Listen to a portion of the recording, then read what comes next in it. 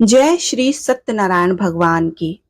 आज पूर्णिमा के इस शुभ अवसर पर हम आपको श्री सत्यनारायण व्रत कथा सुनाने जा रहे हैं, जिसको सुनने मात्र से ही भगवान श्री हरि की कृपा आप सब पर बनी रहेगी।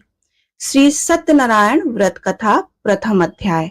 महामुनि ऋषि व्यास जी ने कहा, बहुत समय पूर्व नैमिषारण्य तीर्थ में शौनक आदि 88,000 ऋषियों ने पुराण वेत्ता श्री सूत जी से पूछा, हे सूत जी, इस कलयुग में वेद विद्या रहित मानवों को ईश्वर भक्ति किस प्रकार मिलेगी तथा उनका उद्धार कैसे होगा। मुनि श्रेष्ठ, कोई ऐसा व्रत अथवा तप बताइए जिसको करने से थोड़े ही समय में पुण्य प्राप्त हो तथा मनोवांछित फल भी मिले। ऐसा कथा सुनने की हमारी बहुत इच्छा है। इस प्रश्न पर शास्त्रों के ज्ञाता श्री सूत जी ने कहा, हे वैष्णवों, मैं पूज्य आप सभी के प्राणियों के हित एवं कल्याण की बात पूछी है। अब मैं उस श्रेष्ठ व्रत को आप लोगों से कहूंगा जिसे श्रेष्ठ मुनि नारद जी ने लक्ष्मी नारायण भगवान से पूछा था और श्री लक्ष्मी नारायण भगवान ने मुनि श्रेष्ठ नारद जी को बताया था। आप सभी श्रेष्ठ गण यह कथा ध्यान से सुने। मुनि नाथ सुनो यह सत्य कथा, सब कालहि होए महासुखदाई। ताप हरे भव दूर करे, सब काज सरे सुख के अधिकाई। अति संकट में दुख दूर करे, सब ठौर कुठौर में होत सहाई। प्रभु नाम चरित गुणगान किए, बिन कैसे महाकली पाप नसाई। मुनि श्रेष्ठ नारद दूसरों के कल्याण हेतु सभी लोकों में घूमते हुए एक समय मृत्यु लोक में आ पहुंचे। यहाँ बहुत से योगियों में जन्म प्राय सभी मनुष्यों को अपने कर्म अनुसार अनेक कष्टों से पीड़ित देखकर उन्होंने विचार किया कि किस यत्न के करने से निश्चय ही प्राणियों के कष्टों का निवारण हो सकेगा। मन में ऐसा विचार कर श्री नारद जी विष्णु लोक गए।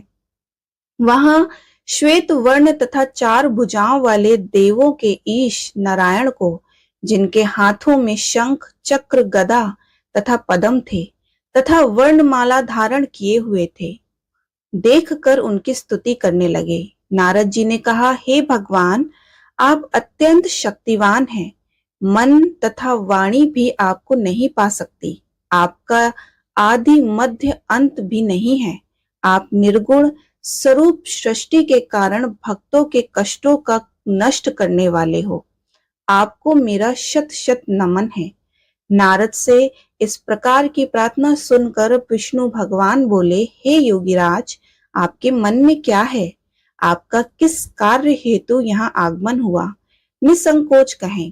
तब मुनि श्रेष्ठ नारद मुनि ने कहा, मृत्यु लोक में सब मनुष्य जो अनेक योनियों में पैदा हुए हैं, अपने अपने कर्मों द्वारा अनेक प्रकार के कष्टों के कारण दुखी हैं।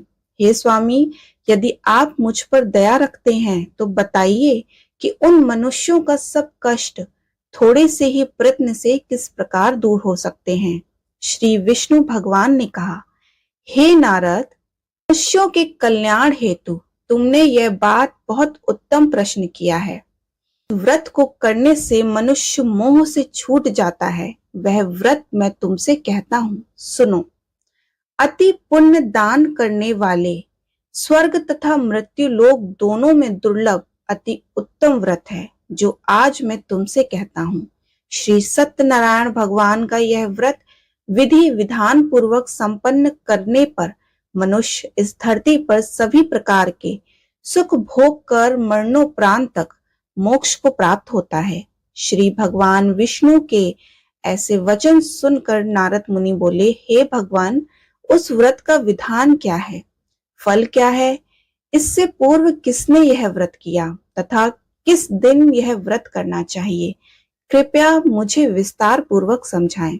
श्री भगवान विष्णु ने कहा कि हे नारद, दुख शोक एवं सभी प्रकार के व्याधियों को दूर करने वाला यह व्रत सब स्थानों पर विजय दिलाने वाला है। श्रद्धा और भक्ति के साथ किसी भी दिन मनुष्य संध्या के समय श्री सत्यनारायण भगवान की ब्राह्मणों एवं बंधियों के साथ पूजा करें। भक्ति भाव से नैवेद्य केले का फल, घी, शहद, शक्कर अथवा गुड़, दूध तथा गेहूं का आटा, सवाय लेवे, इन सभी के भक्ति भाव से भगवान श्री सत्यनारायण को अर्पण करें। बंधु बांधवों सहित ब्राह्मणों को भोजन कराएं। इसके पश्चात ही स्वयं भोजन करें। रात्रि में श्री सत्यनारायण भगवान के गीत आदि का आयोजन करें। इसके पश्चात स्वयं श्री सत्यनारायण भगवान का स्मरण करते हुए समय व्यतीत करें। इस तरह जो मनुष्य व्रत करेंगे उनकी मनोकामनाएं अवश्य ही पूर्ण होंगी। विशेष रूप से कलयुग में मृत्यु लोक में यही एक ऐसा उपाय है जिसके अल्प समय तक तथा अल्प धन में महान पुण्य की प्राप्ति हो सकती है। इति श्री सत्यनारायण व्रत कथा प्रथम अध्याय संपूर्ण हुआ। श्री सत्यनारायण व्रत कथा दूसरा अध्याय। महान संत सूत जी ने कहा कि हे ऋषियों, जिन्होंने प्राचीन काल में इस व्रत को किया है उनका इतिहास मैं आप सबसे कहता हूं, ध्यान से सुने। अति सुंदर काशीपुर नगरी में एक अति निर्धन ब्राह्मण वास करता था। वह भूख और प्यास से व्याकुल होकर हर समय दुखी रहता था। ब्राह्मणों से प्रेम करने वाले श्री विष्णु भगवान ने उसको दुखी देखकर एक दिन बूढ़े ब्राह्मण का वेश धारण कर निर्धन ब्राह्मण के पास जाकर बड़े आदर से पूछा, हे ब्राह्मण, तुम प्रत्येक क्षण ही दुखी होकर पृथ्वी पर क्यों घूमते हो? श्रेष्ठ ब्राह्मण, अपनी व्यथा मुझसे कहो, मैं सुनना चाहता हूँ। कष्टों से घिरे उस ब्राह्मण ने कहा, मैं निर्धन ब्राह्मण हूँ, भिक्षा के लिए पृथ्वी पर मारा मारा फिरता हूँ। हे भगवान, यदि आप इससे मुक्ति पाने का कोई उपाय जानते हो तो कृपा कर मुझे बताइए। वृद्ध ब्राह्मण का रूप धारण किए हुए श्री विष्णु भगवान तब बोले कि हे ब्राह्मण, श्री सत्यनारायण भगवान मनोवांछित फल देने वाले हैं, इसलिए तुम उनका विधि पूर्वक पूजन करो, जिसके करने से मनुष्य सब दुखों से मुक्ति हो जाता है। दरिद्र ब्राह्मण का व्रत का संपूर्ण विधान बतलाकर बूढ़े ब्राह्मण का रूप धरे श्री सत्यनारायण भगवान अंतर्ध्यान हो गए। वृद्ध ब्राह्मण ने जिस व्रत को बतलाया है मैं उसको अवश्य विधि विधान सहित करूंगा, ऐसा निश्चय कर वह दरिद्र ब्राह्मण घर चला गया। परंतु उस रात ब्राह्मण को नींद नहीं आई। अगले दिन वह जल्दी उठा तथा श्री सत्यनारायण भगवान का व्रत करने का निश्चय किया कर भिक्षा मांगने के लिए चल दिया। उस दिन उसको भिक्षा में अधिक धन मिला, जिससे उसने पूजा का सभी सामान खरीदा तथा घर आकर अपने बंधु बांधवों के साथ विधिवत पूर्वक भगवान श्री सत्यनारायण का व्रत किया। इसके करने से वह निर्धन ब्राह्मण सब कष्टों से छूटकर अति धनवान हो गया। उस समय से वह ब्राह्मण प्रत्येक महाव्रत करने लगा। सत्यनारायण भगवान के व्रत को जो शास्त्र विधि के अनुसार श्रद्धा पूर्वक करेगा वह सब कष्टों से छूटकर मोक्ष प्राप्त करेगा। जो भी मनुष्य श्री सत्यनारायण भगवान का व्रत करेगा वह सब कष्टों को छूट जाएगा। इस प्रकार नारद जी से सत्यनारायण भगवान का कहा हुआ यह व्रत मैंने तुमसे कहा। हे श्रेष्ठ ब्राह्मणों, अब आप और क्या सुनना चाहते हैं मुझसे कहें। तब ऋषियों ने कहा, हे मुनीश्वर, संसार में इस विप्र से सुनकर किस किस ने इस व्रत को किया है, हम सब सुनना चाहते हैं। मुनियों से ऐसा सुनकर श्री सूत जी ने कहा, हे मुनिगण, जिस जिस प्राणी ने इस व्रत को किया है उस सब की कथा सुनो। एक समय वह धनी ब्राह्मण बंधुओं के साथ शास्त्र विधि के अनुसार अपने घर पर श्री सत्यनारायण भगवान का व्रत कर रहा था। उसी समय एक लकड़ी बेचने वाला बूढ़ा व्यक्ति वहां आया। उसने सिर पर रखा लकड़ियों का गट्ठर बाहर रख दिया और ब्राह्मण के मकान में चला गया। प्यास से व्याकुल लकड़हारे ने विप्र को व्रत करते देखा। वह प्यास को भूल गया। उसने विप्र का अभिनंदन किया और पूछा, हे ब्राह्मण, आप यह किसका पूजन कर रहे हैं? इस व्रत को करने से क्या फल मिलता है? कृपया कर मुझे बताएं। तब उस ब्राह्मण ने कहा कि सब इच्छाओं को पूर्ण करने वाला यह श्री सत्यनारायण भगवान का व्रत है। इनकी ही कृपा से मेरे यहाँ धन एवं ऐश्वर्य का आगमन हुआ है। ब्राह्मण से इस व्रत के विषय में ज्ञात कर वह लकड़हारा अत्यंत प्रसन्न हुआ। भगवान का चरणामृत लेकर भोजन करने के पश्चात वह अपने घर को चला गया तथा अगले ही दिन लकड़हारे ने अपने मन में संकल्प किया कि आज गांव में लकड़ी बेचने से जो धन मिलेगा उसी से भगवान सत्यनारायण का श्रेष्ठ व्रत करूंगा। मन में ऐसा विचार कर लकड़हारा लकड़ियों का गट्ठर अपने सर पर रखकर जिस नगर में धनवान लोग रहते थे ऐसे सुंदर नगर में गया। उस दिन उस लकड़ियों का दाम पहले दिनों से चौगुना मिला। अब वह बूढ़ा लकड़हारा बहुत ही प्रसन्न होकर पके केले, शक्कर, शहद, दूध, दही और गेहूं का चूर्ण इत्यादि श्री सत्यनारायण भगवान के व्रत की सभी सामग्री लेकर अपने घर आया। फिर उसने अपने बंधु बांधुओं को बुलाकर विधि विधान के साथ भगवान का पूजन एवं व्रत किया। उस व्रत के प्रभाव से वह बूढ़ा लकड़हारा धन धान से युक्त हुआ तथा संसार के समस्त सुख भोग कर वैकुंठ को चल गया। इति श्री सत्यनारायण व्रत कथा का दूसरा अध्याय संपूर्ण हुआ। श्री सत्यनारायण व्रत कथा तीसरा अध्याय। श्री सूत जी बोले, हे श्रेष्ठ मुनियों, अब मैं आगे की एक कथा कहता हूँ। प्राचीन काल में उल्मा मुख नामक एक महान ज्ञानी राजा था। वह जितेंद्रिय एवं सत्यवक्ता था। प्रतिदिन मंदिरों में जाता तथा निर्धनों को धन देकर उनके दुख दूर करता था।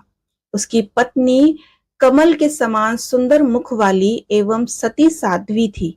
एक दिन भद्रशीला नदी के तट पर वे दोनों विधि विधान सहित श्री सत्यनारायण भगवान का व्रत कर रहे थे। उस समय वहां साधु नामक एक वैश्य आया। उसके पास व्यापार के लिए बहुत सा धन था। वह वैश्य अपनी नाव को नदी किनारे पर ठहराकर राजा के पास आया। राजा को व्रत करते हुए देखकर उसने विनम्रता पूर्वक पूछा कि हे राजन, यह आप क्या कर रहे हैं? मेरी सुनने की इच्छा है, कृपया आप यह मुझे भी समझाइए। महाराज उल्का मुख ने कहा कि हे साधु वैश्य, मैं अपने बंधु बांधवों के साथ पुत्र की प्राप्ति के लिए श्री सत्यनारायण भगवान का व्रत व पूजन कर रहा हूँ। राजा के वचन सुनकर साधु नामक वैश्य ने आदर से कहा कि हे राजन, मुझे भी इसका संपूर्ण विधि विधान बताएं। मैं भी आपके कहे अनुसार इस व्रत को करूंगा। मेरी भी कोई संतान नहीं है। मुझे विश्वास है कि उस उत्तम व्रत को करने से अवश्य ही मुझे भी संतान होगी। राजा से व्रत का सब विधान सुन व्यापार से निवृत्त हो वह वैश्य सुखपूर्वक अपने घर आया। उसने अपनी पत्नी को संतान देने वाले इस व्रत के विषय में सुनाया और प्रण किया कि जब मेरे संतान होगी तब मैं इस व्रत को करूंगा। वैश्य ने यह वचन अपनी पत्नी लीलावती से कही। एक दिन उसकी पत्नी लीलावती श्री सत्यनारायण भगवान की कृपा से गर्भवती हो गई। 10वें महीने में उसने अति सुंदर कन्या को जन्म दिया। दिनों दिन वह कन्या इस तरह बढ़ने लगी जैसे शुक्ल पक्ष का चंद्रमा बढ़ता है। कन्या का नाम उन्होंने कलावती रखा। तब लीलावती ने मीठे शब्दों में अपने पति को याद दिलाया कि आपने जो भगवान का व्रत करने का संकल्प किया था, अब आप उसे पूर्ण कीजिए। साधु वैश्य ने कहा, हे प्रिय, मैं कलावती के विवाह पर इस व्रत को करूंगा। इस प्रकार अपनी पत्नी को आश्वासन देकर वह व्यापार करने विदेश चला गया। कलावती पितृगृह में वृद्धि को प्राप्त हो गई। लौटने पर साधु ने जब नगर में सखियों के साथ अपने वयस्क होती पुत्री को खेलते देखा तो उसे उसके विवाह की चिंता हुई। तब उसने एक दूत को बुलाकर कहा कि उसकी पुत्री के लिए कोई सुयोग वर देखकर लाएं। दूत साधु नामक वैश्य की आज्ञा पाकर कंचन नगर पहुंचा तथा देखभाल वैश्य की कन्या के लिए एक सुयोग वड़िक पुत्र ले आया। उस सुयोग लड़के के साथ साधु नामक वैश्य ने अपने बंधु बांधवों सहित प्रसन्न चित्त होकर अपनी पुत्री का विवाह कर दिया। दुर्भाग्य से वह विवाह के समय भी सत्यनारायण भगवान का व्रत करना भूल गया। इस पर श्री सत्यनारायण भगवान अत्यंत क्रोधित हो गए। उन्होंने वैश्य को श्राप दिया कि तुम्हें दारुण दुख प्राप्त होगा। तदोपरांत अपने कार्य में कुशल वह वैश्य अपने दामाद सहित नावों का बेड़ा लेकर व्यापार करने के लिए सागर के समीप स्थित रत्नसारपुर नगर में गया। रत्नसारपुर पर चंद्रकेतु नामक राजा राज्य करता था। दोनों ससुर जमाई चंद्रकेतु राजा के उस नगर में व्यापार करने लगे। एक दिन भगवान सत्यनारायण की माया से प्रेरित एक चोर राजा चंद्रकेतु का धन चुराकर भाग गया। राजा के दूतों ने अपने पीछे तेजी से आते देखकर चोर ने घबराकर राजा के धन को वैश्य की नाव में छुपाकर रख दिया, जहां वे ससुर जमाई ठहरे हुए थे, और भाग गया। तब दूतों ने उस वैश्य के पास राजा के धन को रखा देखा तो उन्होंने उस ससुर दामाद को ही चोर समझा और उन ससुर दामाद दोनों को बांध कर ले गए तथा राजा के समीप पहुंचकर बोले कि आपका धन चुराने वाले ये दो चोर हम पकड़कर लाए हैं, देखकर आज्ञा दें। तब राजा ने बिना उस वैश्य की बातें सुने उन्हें कारागार में डालने की आज्ञा दे दी। इस प्रकार राजा की आज्ञा से उनको कारावास में डाल दिया गया तथा उनका सारा धन भी छीन लिया गया। सत्यनारायण भगवान के श्राप के कारण उस वैश्य की पत्नी लीलावती व पुत्री कलावती भी घर पर बहुत दुखी हुई। उनका सारा धन चोर चुरा ले गए। मानसिक और शारीरिक पीड़ा तथा भूख प्यास से अति दुखी हो भोजन की आस में कलावती एक ब्राह्मण के घर गई। उसने ब्राह्मण को श्री सत्यनारायण भगवान का व्रत विधि पूर्वक करते देखा। उसने कथा सुनी तथा श्रद्धा पूर्वक प्रसाद ग्रहण कर रात को घर आई। माता ने कलावती से पूछा कि हे पुत्री, तू अब तक कहाँ रही? मैं तेरे लिए बहुत चिंतित थी। माता के शब्द सुनकर कलावती बोली कि हे माता, मैंने एक ब्राह्मण के घर श्री सत्यनारायण भगवान का व्रत होते देखा और मेरी भी उस उत्तम व्रत को करने की इच्छा है। माता ने कन्या के वचन सुनकर सत्यनारायण भगवान के पूजन की तैयारी की। उसने बंधुओं सहित श्री सत्यनारायण भगवान का पूजन एवं व्रत किया तथा वर मांगा कि मेरा पति एवं दामाद शीघ्र ही घर लौट आए। साथ ही विनती की कि हे प्रभु, अगर हमसे कोई भूल हो गई हो तो हम सभी का अपराध क्षमा करो। श्री सत्यनारायण भगवान इस व्रत से प्रसन्न हो गए। उन्होंने राजा चंद्रकेतु को स्वप्न में दर्शन देकर कहा कि हे राजन, जिन दोनों वैश्यों को तुमने बंदी बना रखा है वे निर्दोष हैं। उन्हें प्रातः ही छोड़ दो। उनका सब धन जो तुमने अधिग्रहित किया है लौटा दो, अन्यथा मैं तुम्हारा राज्य, धन, पुत्र आदि सब नष्ट कर दूंगा। राजा से ऐसे वचन कहकर भगवान अंतर्ध्यान हो गए। तदुपरांत प्रातःकाल राजा चंद्रकेतु ने दरबार में सबको अपना स्वप्न सुनाया तथा सैनिकों को आज्ञा दी कि दोनों वैश्यों को कैद से मुक्त कर दरबार में ले आए। दोनों ने आते ही राजा को प्रणाम किया। राजा ने कोमल वचनों से कहा कि हे महानुभाव, तुम्हें अज्ञानतावश ऐसा कठिन दुख प्राप्त हुआ है। अब तुम्हें कोई भय नहीं है, तुम मुक्त हो। इसके पश्चात राजा ने उनको नवीन वस्त्र आभूषण पहनवाए तथा उनका जितना धन लिया था उससे 2 गुना लौटाकर आदर सहित विदा किया। दोनों वैश्यों ने अपने घर को चल दिए। इति श्री सत्यनारायण व्रत कथा का 3रा अध्याय संपूर्ण हुआ। श्री सत्यनारायण व्रत कथा 4था अध्याय। सूत जी आगे कहा कि वैश्य ने यात्रा आरंभ की और अपने नगर को चला। उनके थोड़ी दूर आगे बढ़ने पर दंडी वेशधारी श्री सत्यनारायण भगवान ने उसकी परीक्षा लेने हेतु उससे पूछा कि हे वैश्य, तेरी नाव में क्या है? अभिमानी वणिक हंसता हुआ बोला कि हे दंडी, आप क्यों पूछते हैं? क्या धन लेने की कामना है? मेरी नाव में तो बेल के पत्ते भरे हैं। वैश्य के ऐसे वचन सुनकर दंडी वेशधारी श्री सत्यनारायण भगवान बोले कि तुम्हारा वचन सत्य हो। ऐसा कहकर वे वहां से चले गए और कुछ दूर जाकर समुद्र के तट पर बैठ गए। दंडी महाराज के जाने के पश्चात वैश्य ने नित्य क्रिया से निवृत्त होने के उपरांत नाव को ऊंची उठी देखकर अचंभा किया तथा नाव में बेल पत्ते आदि देखकर मूर्छित हो भूमि पर गिर पड़ा। मूर्छा खुलने पर अति शोक करने लगा। तब उसके दामाद ने कहा, आप शोक न करें, यह दंडी महाराज का श्राप है, अतः हमें उनकी शरण में चलना चाहिए, वही हमारे दुखों का अंत करेंगे। दामाद के वचन सुनकर वह वैश्य दंडी भगवान के पास पहुंचा और अत्यंत भक्तिभाव से पश्चाताप करते हुए बोला, मैंने जो आपसे असत्य वचन कहे थे उनके लिए मुझे क्षमा करें। ऐसा कह के वह शोकातुर हो रोने लगा। तब दंडी भगवान बोले कि हे वणिक पुत्र, मेरी आज्ञा ही बार बार तुझे दुख कष्ट प्राप्त हुआ है, तू मेरी पूजा से विमुख हुआ है। तब उस वैश्य ने कहा कि हे भगवान, आपकी माया को ब्रह्मा आदि देवता भी नहीं जान पाते, तब मैं मूर्ख भला कैसे जान सकता हूँ।